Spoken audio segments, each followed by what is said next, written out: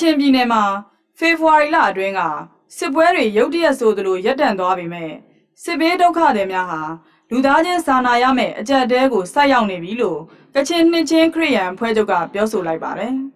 ။စစ်ဘေးဒုက္ခသည်များကိုကူညီထောက်ပံ့မှုများကြာဆင်းလာနေတဲ့အပြင်မြေမြုပ်မိုင်းတွေရှိနေသေးတာကြောင့်နေရပြန်နိုင်ရေးဟာအလှမ်းဝေးနေသေးလို့ဒုက္ခသည်များကူညီထောက်ပံ့ရေးလှုပ်ဆောင်တဲ့နှစ်ချင်းအဖွဲ့ချုပ်ကဆိုပါတယ်။ကျွန်တော်တို့ဒီ camp ထဲမှာအခုရင်ဆိုင်နေရတာတော့ကြာလာတဲ့အမြအလူရှင်တွေပေါ့အလူရှင်တွေသူတို့လည်းဒုက္ခရောက်တာများမှပါအလူရှင်တွေလည်းအခုအလူရှင်မရတာလည်းကျွန်တော်တို့တော်တော်ကြာတော့နေ့ချီလိုက်လာကြီးနဲ့ချီလာပြီဆိုတော့ဟင်းဖို့တော့ကျွန်တော်တို့တော်တော်ဒုက္ခရောက်ကြတယ်ဟင်းဖို့အခုWolf ကတော့စားဆရာတွေပေးတယ်ဒီ UNHCR တို့ UNDP တို့Oxfam တို့အားလုံး KBC တို့ပေါ့နော်သူတို့အားလုံးကဒီ share တာဒီပဲညတော့အဖြစ်ပေးကြတယ် sanitation အတွက်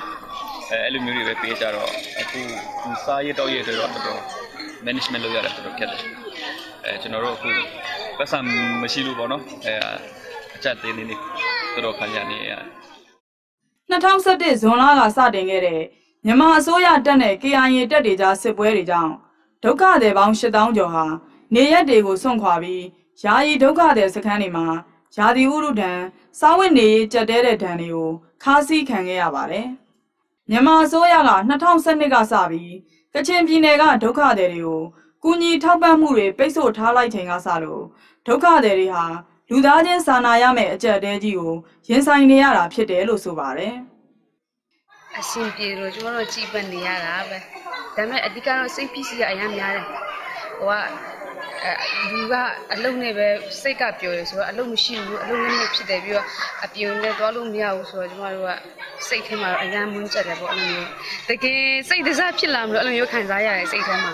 အရန်မွန်းကြတယ်တော့အဲ့လိုမျိုးစိတ်တွေဘာညာဖြစ်နေတော့ရွာထဲမှာလည်းတခါကြောက်နေရတာပေါ့နော်အဲ့လည်းမိုင်းတွေဘာတွေလည်းကြောက်နေရတယ်ဘုံတွေဘာလည်းကြောက်နေရအဲ့ဆိုတော့တန်းရှင်းရဲ့ဘာညာရှင်းနေပြီးမှပဲကျွန်တော်တို့အေးအေးဆေးဆေးပြန်နေနေတာပဲလို့အဲ့လိုမျိုးပဲတွေးမိပါတယ်လို့မြကြီးနားမြို့ပေါ်မှာစခန်းပေါင်း20ရှိပြီးဒုက္ခသည်9000နီးပါးရှိတယ်လို့ KBC ကပြောဆိုပါတယ်။ဒုက္ခသည်အများစုဟာစွန်ပရာဘွန်၊ဝိုင်းမော်နဲ့မြကြီးနားမြို့အနီးအနားကကျေးရွာတွေကဖြစ်ကြပါတယ်။